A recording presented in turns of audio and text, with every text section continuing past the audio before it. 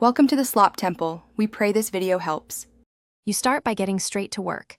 Make sure you have administrator rights and save open files. Open Windows Terminal or Command prompt as Administrator now. Right-click Start and pick the Admin Terminal. You do this because changing boot configuration requires elevated privileges and a clean session prevents file conflicts.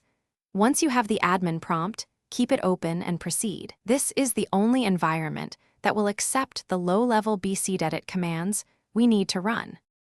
Now you execute the core fixes. Type bcedit/set test signing OFF and press Enter.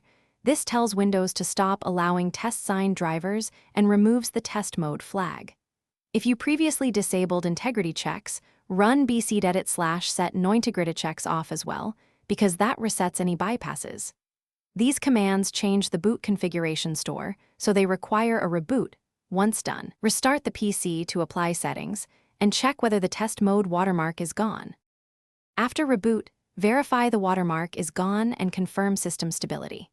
If it persists, run sfc/scano and dism restore health from an elevated prompt to repair corrupted system files that may force test mode.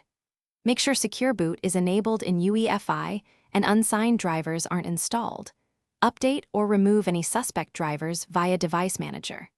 If nothing works, revert changes from a known good boot configuration or restore a backup. That troubleshooting step resolves deeper boot. Thanks for watching. Consider subscribing if we helped you.